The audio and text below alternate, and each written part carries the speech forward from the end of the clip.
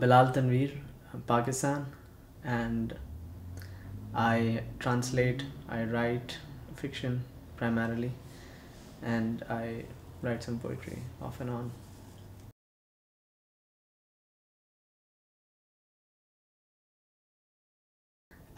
I think there's a lot of attention, obviously the negative attention, but that helps fiction writers at least, because the world is interested in knowing these stories, and these stories have a sort of urgency to them, which I think definitely benefits you as a writer in terms of reaching out to an audience.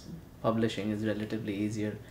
Um, so I think, yeah, and I think that this is an exciting time because there are lots of writers, at least in English, that are coming up, that are joining in this conversation. So I think that's probably it.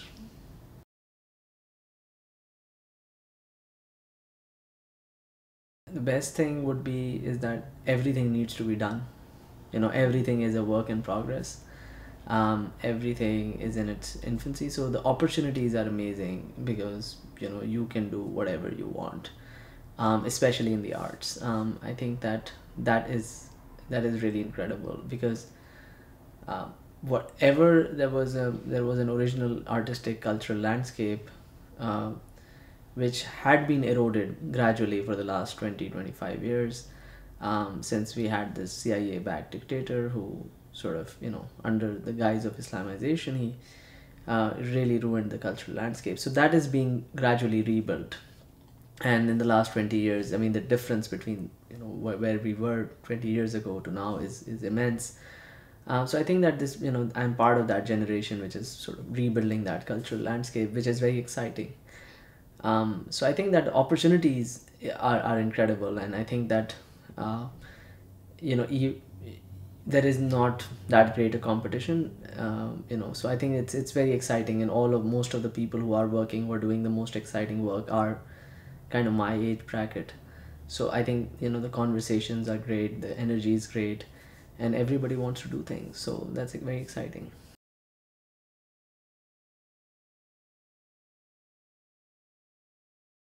It does not happen very often, but once in a while, I'll say maybe once every, on average, every 3 stories I've written. Not written too many. Maybe I've written 15 stories, but once every 3 stories, there is a moment where you feel this sort of exhilaration. That could be fear, that you are probably opening yourself up in ways that makes you feel really afraid. It could be a sense, I don't know how to describe it. It's almost a spiritual feeling sometimes where you feel there are so many different pieces in your work, and all of them are suddenly coming together. uh, that's one part of the exhilaration. And then there could be simply that you are finding things about yourself that you never realized. So I remember I wrote one of the stories from the point of view of this really really sleazy character, and I thought I felt that at some point in my that I'd never, that's part of myself that I never actually had given voice to, which was really quite strange, and again, as I said, exhilarating. So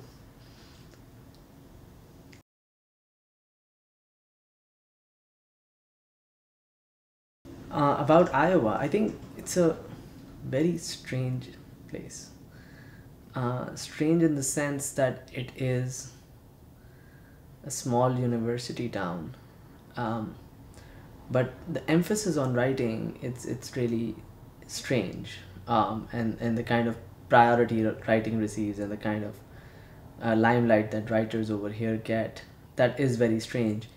And I also feel that this is not the most natural place for writers to come, and not the most natural habitat for writers, because writers usually are drawn to, you would expect them to get drawn to either really big cities, where they have a sort of a community where there's a lot, where the publishing industry, where there are other interesting things that are going on. There's a much sort of richer cultural milieu, or they would like want to isolate themselves between, you very rarely find writers between these two, extremes. So I mean, right, and Iowa is somewhere, very close to, much farther away from that big city feeling, but also not exactly that isolated place. So I just find it little strange, and but also special, because I think the kind of support that writing gets in this particular university, that is amazing, and I think that that is something that I feel very impressed by.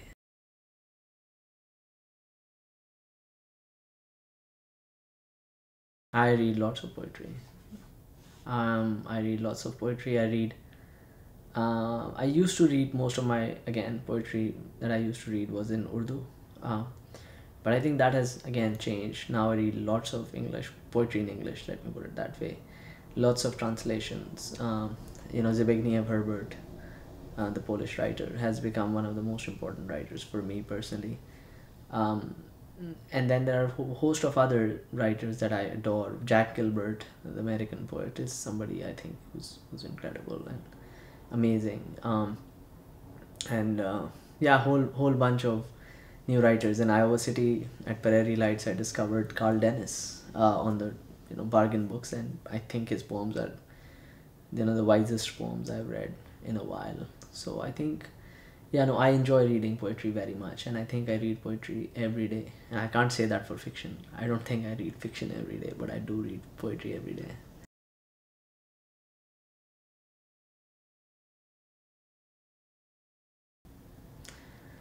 I think I am a believer, a very strong believer, that arts historically um, have been cultivated through patronage. If you take away that patronage, what would be left would be Hollywood, and this commercial, sort of commercially driven, uh, you know, culture, which is fine, which is great for entertainment, but it can go only so far in enriching the imagination, opening up the frontiers, setting the frontiers, really, the limits of those frontiers of that particular community. So I think that artists are those sort of dreamers who keep pushing these frontiers, who keep challenging, what we consider to be our limitations on our imagination. So I think for those, to support them and to support that sort of activity, you do need patronage. Now, whether that patronage comes from the state or from other institutes, for instance, I keep giving this example. The Metropolitan Museum in New York City has a budget of $160 million or thereabouts per year, and most of it comes from either the state or comes from private donors, and that's why it's been made available to everybody. And if you give me that, I don't see a counter argument to that. I don't see that there is an argument that Met should only be allowed to operate if people want to pay into it. No, that is a universal human heritage that everybody should be allowed to partake in. I think it's exactly the same. Artists are those who are trying to add to that body of universal heritage. They are people who are in conversation with that and trying to extend that. So I think that they need support for that. That is not something that they themselves benefit from. It's the larger community that benefits from it. So I think that larger community, whether in form of the state or through private institutes or donations, they ought to be supported, absolutely.